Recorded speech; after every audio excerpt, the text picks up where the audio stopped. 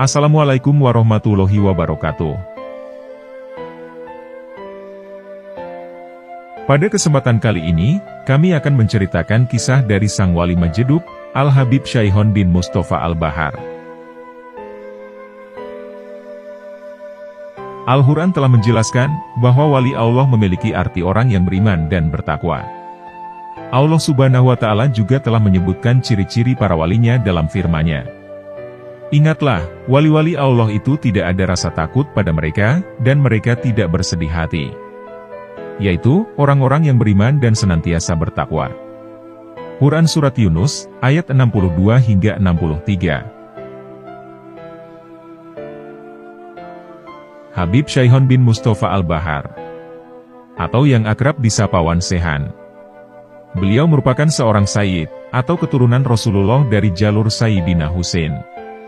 Namanya cukup masyhur di kalangan cendekiawan muslim dan ulama tanah air, khususnya di daerah DKI Jakarta. Berdasarkan cerita yang tersebar di masyarakat, Wan Sehan dikenal mengalami kondisi jadab. Keyakuan yang sering diperlihatkannya memang aneh-aneh dan ganjil. Bagi pandangan mata awam, tingkah lakunya seringkali di luar kebiasaan manusia, atau biasa disebut dengan istilah khorikul adah. Hal ini terbukti dari kebiasaan beliau, yang kerap kali tidak bisa dicerna dengan akal sehat. Bahkan, kebiasaan beliau bisa dibilang aneh dan nyeleneh. Sehingga, kehadirannya kerap membuat orang yang belum begitu mengenalnya merasa aneh, hingga bikin geleng-geleng kepala. Wan Sehan diberikan keistimewaan oleh Allah Subhanahu wa Ta'ala berupa jadab, atau majedub. Jadab adalah istilah yang sering disematkan kepada seseorang yang bertingkah nyeleneh, membuat orang-orang di sekitarnya geleng-geleng kepala. Jadab dari segi bahasa mempunyai arti tertarik. Sedangkan menurut istilah adalah orang yang kesadarannya sedang ditarik Allah, atau tenggelam dalam keasyikan pada kecintaan pada Tuhannya. Menurut ulama Buya Yahya, majedub adalah kondisi seseorang yang telah diambil oleh Allah dalam kerinduan dan kecintaan.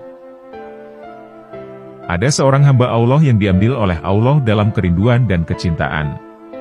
Dan oleh Allah dimasukkan dalam lautan cinta. Sehingga yang diingat hanya Allah, Allah, dan Allah saja. Ucap Buya Yahya. Seseorang yang mengalami majedub, oleh Allah dimasukkan dalam lautan cintanya, hingga yang teringat hanyalah Allah saja.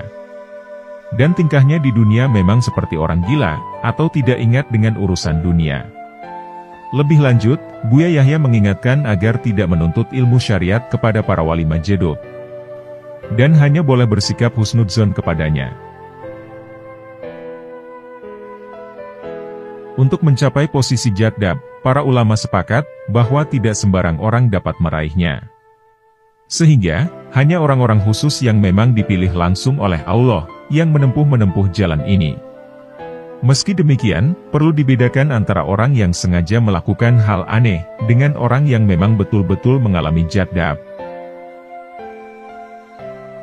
Untuk memahami perbedaan keduanya, hal tersebut tertuang dalam kitab Zad al-Muslim, Fima ittafaqo alaih, Al-Bukhari wa Muslim. Orang yang betul-betul berada di kondisi jadab, akan selalu bermunajat kepada Allah, dan memalingkan keinginannya dari hal-hal yang bersifat duniawi. Sementara, orang yang mengklaim dirinya jadab, perlakuannya cenderung tidak konsisten, dan kerap mengejar dunia. Syaihun, selaku anak pertama dari Wan Sehan mengatakan, bahwa Wan Sehan sudah mengalami hal demikian sejak usianya masih anak-anak. Dengar-dengar dari orang tua yang udah lebih dari abah, katanya abah udah dari kecil ada kelebihan dari Allah. Dan saya juga tidak bisa menyebutkan kelebihan abah itu apa aja. Ucap dari anak Wan Sehan. Seorang wali majedub seperti Wan Sehan, biasanya memiliki karomah tersendiri, yang menjadi ciri khas dari sosok beliau. Cukup banyak karomah atau kelebihan yang dimiliki oleh Wan Sehan. Namun, yang terkenal adalah berpindah-pindah dari satu tempat ke tempat lain dengan cepat. Wan Sehan telah dikenal masyarakat memiliki cukup banyak karomah kewalian. Karomah adalah perkara yang terjadi di luar kebiasaan hukum alam, yang dianugerahkan Allah kepada para wali-walinya. Berikut ini adalah beberapa kisah tentang karomah dari Habib Syaihon Al-Bahar, atau yang biasa dipanggil Wan Sehan. Mengisi BBM dengan air comberan. Wan Sehan dikenal sering keluar dengan membawa mobil yang penuh coretan piloks.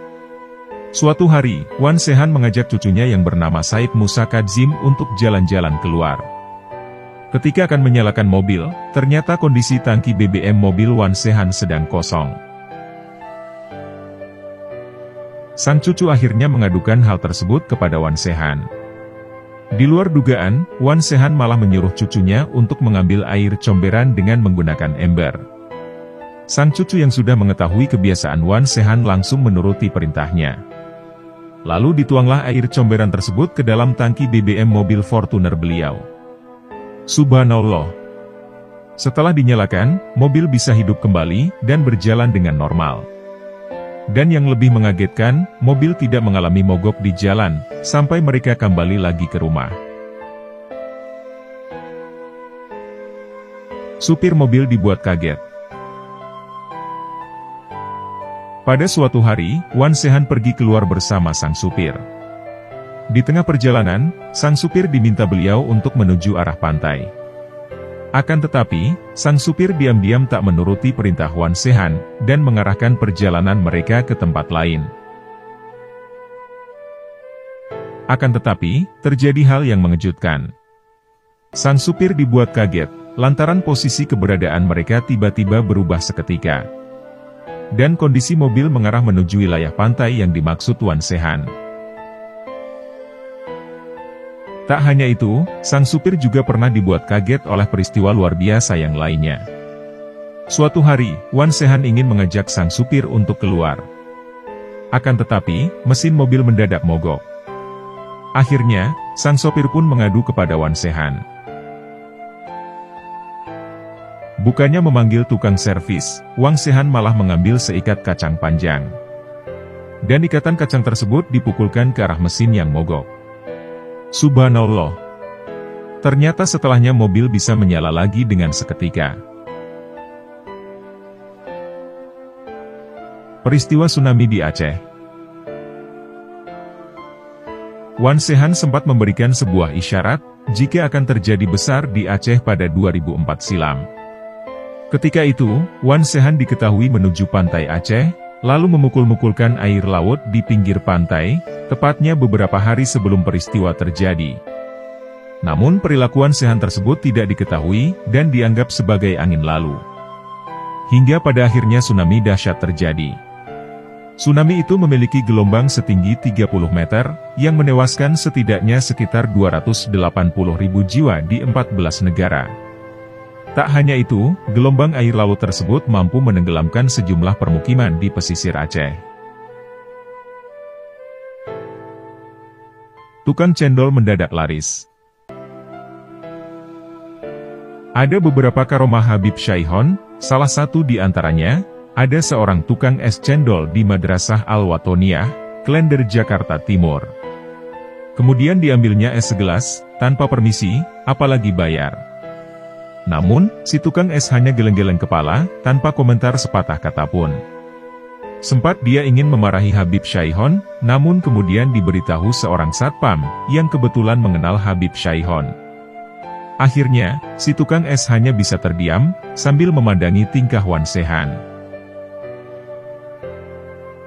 Begitu selesai, tak berapa lama setelah Habib Syaihon pergi, segerombolan orang datang entah dari mana, yang kemudian memborong semua es cendolnya dengan bayaran yang lebih.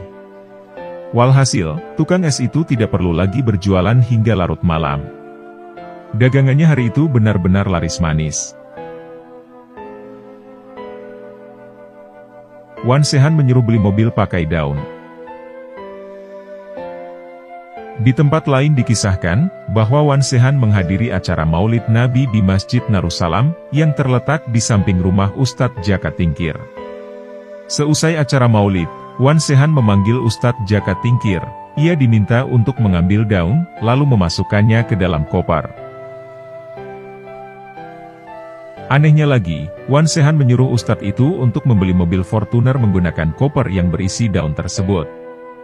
Sesungguhnya agak bingung dengan perintahnya. Namun Ustadz Jaka Tingkir tetap berangkat ke dealer. Sungguh aneh bin ajaib. Sesampainya di dealer, daun yang ada di koper ketika dibuka berubah menjadi beberapa gepok uang. Lalu dibelilah mobil Fortuner pilihan Wan Sehan. Namun setelah itu, dirinya malah mencoret-coret dengan piloks warna-warni di mobil putih tersebut. Kejadian itu membuat orang di sekeliling meyakini bahwa apa yang dilakukannya ada hikmah tersendiri. Salah satunya seperti menghilangkan rasa bangga terhadap duniawi. Orang-orang yang pernah dicoret mobilnya oleh Wan Sehan pun juga merasa senang. Hal tersebut diyakin akan membawa berkah tersendiri untuk kehidupan mereka. Masuk rumah orang yang tidak mampu. Ada pula kisah saat Habib Wan tiba-tiba masuk ke rumah keluarga yang kurang mampu. Beliau masuk tanpa izin, dan langsung menyantap makanan yang tersedia. Pemilik rumah pun merasa terkejut, dan tidak bisa memarahinya. Tak lama setelah makan, dan berterima kasih atas makannya, Wan Sehan pun undur diri. Beberapa hari kemudian, sang pemilik rumah mendapat rezeki yang tidak disangka. Diketahui, sekarang mereka telah menjadi pedagang besar yang sukses. Wan Sehan berpindah tempat. Satu lagi kisah yang sungguh di luar pemikiran manusia. Saat itu Wan Sehan mengajak seseorang pergi ke acara maulid. Ia menyuruh orang tersebut agar pergi duluan, dan dirinya nanti akan menyusul. Namun tak disangka, Wan Sehan malah sudah sampai duluan di shaf terdepan, bersama para habaib lainnya. Marbot musola bertemu Wan Sehan. Saat adzan maghrib berkumandang, tampak Wan Sehan mendatangi sebuah musola dengan membawa gitar. Wan Sehan lalu kemudian berteriak-teriak di depan musola tersebut. Sontak, tingkahnya tersebut membuat marbot musola menjadi geram, dan mencaci maki Wan Sehan habis-habisan. Namun Wan Sehan malah menjepit leher marbot tersebut ke dalam ketiaknya. Tidak lama setelah itu, tiba-tiba marbot tersebut menangis sambil mengatakan, "Saya lihat Mekah. Saya lihat Ka'bah." Sang marbot kemudian meminta maaf kepada Wan Sehan. Wan Sehan dan penjaga rumah Anies Baswedan. Suatu ketika pada Oktober 2022, Wan Sehan mengunjungi kediaman Anies Baswedan. Sang penjaga rumah Anies pun melayani Wan Sehan dengan baik. Ia memberikan apa yang diminta oleh Wan Sehan. Hingga suatu ketika, penjaga tersebut disuruh agar kepalanya didekatkan ke badan Wan Sehan. Penjaga tersebut memenuhi perintah Wan Sehan tersebut. Setelah mendekat, tiba-tiba kepalanya dipukul Wan Sehan kurang lebih sebanyak 15 kali. Sebelum kepalanya dipukuli, ternyata istri dari penjaga rumah Anies tersebut memang mengalami sakit kepala. Ia merasa, kalau pukulan Wan Sehan tersebut masih ada hubungannya dengan sakit yang diderita istrinya tersebut. Pukulan Wan Sehan tersebut juga membuatnya sadar, seolah-olah Wan Sehan tahu kalau ia ada perlu. Dan menyuruhnya pulang, untuk menjenguk istrinya yang sedang sakit tersebut. Mendatangi kediaman Kiai Marzuki Mustamar. Kiai Marzuki Mustamar pun pernah didatangi Wan Sehan. Seperti biasa, Wan Sehan kembali menunjukkan tingkahnya yang aneh dan nyeleneh. Ketika Wan Sehan asyik duduk, tiba-tiba beliau keluar dan menghilang. Tidak lama kemudian, Wan Sehan muncul kembali. Kemudian Kiai Marzuki bertanya, "Bib, habis dari mana Anda tadi?" Kemudian Wan Sehan menjawab, "Saya tadi wiridan di masjid." Rupanya, Wan Sehan berzikir di masjid selama 30 menitan. Setelah duduk-duduk sebentar, tiba-tiba beliau keluar dan hilang dalam kegelapan malam. Kiai Marzuki sangat bingung mencarinya. Tidak lama kemudian, tiba-tiba Wan Sehan muncul lagi. Lantas, Kiai Marzuki yang penasaran kemudian bertanya, "Bib, dari mana saja Anda tadi?" Wan Sehan pun menjawab, "Saya dari sawah-sawah, supaya nanti menjadi pondok pesantren." Belum lama duduk bersama dengan Kiai Marzuki di ruang tamu, tiba-tiba Wan Sehan keluar lagi tanpa pamit. Rupanya, kali ini Wan Sehan mengambil sebuah tongkat di mobil. Tidak lama kemudian, Wan Sehan memberikan tongkat tersebut kepada Kiai Marzuki Mustamar. Wan Sehan sulit ditemui. Untuk dapat bertemu dengan Habib Syaihon mudah saja. Asalkan punya niat yang baik, untuk bersilaturahmi kepada beliau. Dikarenakan, Habib Syaihon sering berpindah-pindah tempat. Kadang beliau ada di makam ayahnya, di Masjid Baido, di Lubang Buaya Jakarta Timur. Dan terkadang ada di Istana Al-Bahar Depok. Kalau bertemu Habib Syaihon akan disambut hodam di depan pintu. Dan hanya orang-orang yang soleh dan punya niat yang baik, yang dapat berjumpa dengannya. Apapun kata-kata Habib Syaihon, dan kelakuannya yang nyeleneh, jangan diterjemahkan atau diartikan seenaknya. Sebab, yang tahu maksud dari semua itu hanya Allah Subhanahu wa Ta'ala. Wan Sehan melempar jawara dengan asbak. Ada salah seorang jawara, di mana ia berprofesi sebagai sopir. Ia terkenal kebal terhadap benda tajam dan peluru. Suatu ketika, jawara tersebut bertamu ke rumah salah seorang temannya. Kebetulan di sana ia bertemu dengan Wan Sehan, dan mengucapkan salam kepada beliau. Namun anehnya, yang ia dapat justru umpatan. Hal itu dikarenakan, Wan Sehan mengetahui kalau dia tidak sholat. "Setan lu! Ngapain lu kemari? Kalau lu manusia, kagak usah make tuh begituan," ucap Wan Sehan. Setelah mengumpat jawara tersebut, Wan Sehan lantas melempar asbak kaca di jidat sang jawara tersebut. Ilmu kebal yang dimiliki sang jawara itu akhirnya tembus, hanya dengan lemparan asbak kaca dari Wan Sehan. Darah pun bercucuran mengalir dari dahi jawara tersebut. Dan jawara tersebut kemudian pulang ke rumahnya. Sesampainya di kamar, ia lalu menggantungkan baju yang penuh darah tersebut di dinding kamarnya. Keesokan harinya, ia mendapati dahinya tidak ada bekas luka sama sekali. Dan bekas darah di baju yang digantungnya pun menghilang. Atas peristiwa tersebut, ia bertaubat dengan sungguh-sungguh, dan ia kemudian sering pergi ke masjid untuk menunaikan sholat. Wan Sehan memprediksi kebakaran. Sebagai wali Allah, banyak kesaksian yang melihat langsung karomah dari Wan Sehan. Salah satunya adalah Habib Muhammad bin Alwi Al-Haddad dari Jakarta. Awalnya, Habib Muhammad masih meragukan kewalian dari Wan Sehan. Hal itu mungkin wajar, seperti yang dirasakan banyak orang-orang yang masih belum mengenal Wan Sehan. Saat itu, Habib Muhammad masih bertanya-tanya dalam hati, Wan Sehan itu majeduk beneran apa bukan? Akhirnya pertanyaan yang mengganjal dalam hatinya itu terjawab ketika beliau menyaksikannya langsung. Yang pertama, ketika Habib Muhammad diundang salah satu keponakan Wan Sehan untuk menghadiri acara maulid. Ketika Habib Muhammad memberi tausiah, Wan Sehan tiba-tiba hadir di majelis itu. Seketika itu juga, Habib Muhammad langsung menghentikan sementara tausiahnya. Di tengah acara maulid, Wan Sehan kemudian meminta rokok kepada salah satu orang di situ. "Rokok, ucap Wan Sehan sambil meminta. Setelah sebungkus rokok datang, Wan Sehan lantas membakar sebatang rokok lantas menyuruh yang hadir di depan menghisapnya. Ketika itu, Habib Muhammad merasa kebingungan dalam hatinya. Hal itu terjadi dikarenakan dirinya tidaklah merokok. Waduh, gimana kalau ana disuruh ngerokok?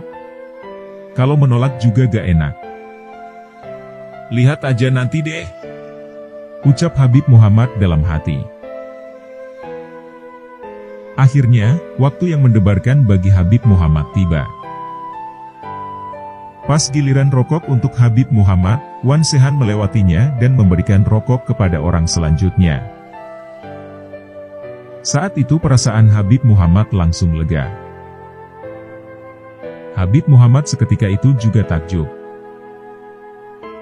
Dalam hatinya ketika itu, Habib Muhammad tidaklah lagi meragukan kemajeduban dari Wan Sehan.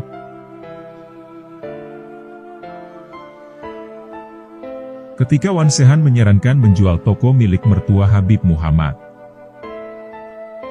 Wan Sehan sangatlah akrab dengan mertua dari Habib Muhammad Al-Haddad. Dahulu, Wan Sehan hampir tiap hari berkunjung ke tempat mertua Habib Muhammad. Mertua Habib Muhammad saat itu memiliki toko minyak wangi di daerah Klender, Jakarta Timur. Suatu ketika, Wan Sehan menyarankan menjual toko minyak wangi milik mertua Habib Muhammad.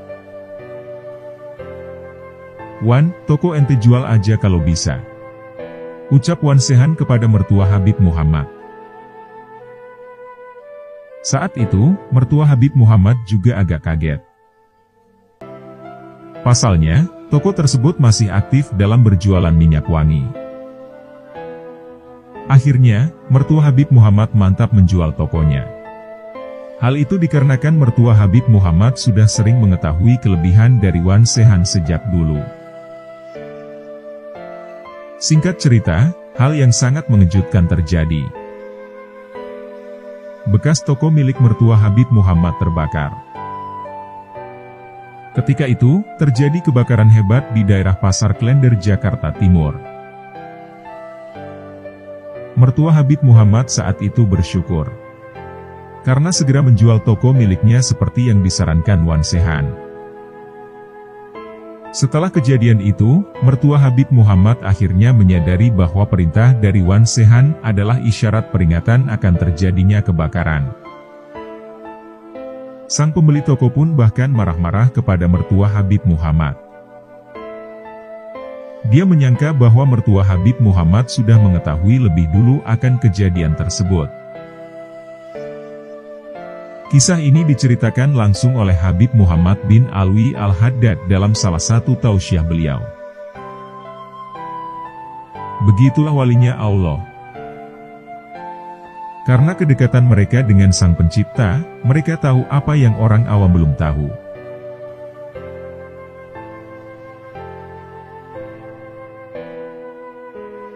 Demikianlah kisah karomah dari Sang Wali Majedub, Al-Habib Syaihon bin Mustafa Al-Bahar. Semoga Allah Subhanahu wa Ta'ala mengumpulkan kita dengan para kekasihnya, di dunia maupun akhirat. Semoga kita dapat meneladani kepribadian akhlak para kekasih Allah, serta mengambil hikmah dari kisah-kisahnya. Dan semoga dengan apa yang telah kami sampaikan, dapat menambah ketakwaan kita kepada Allah Subhanahu wa Ta'ala. Wallahu a'lam bishawab.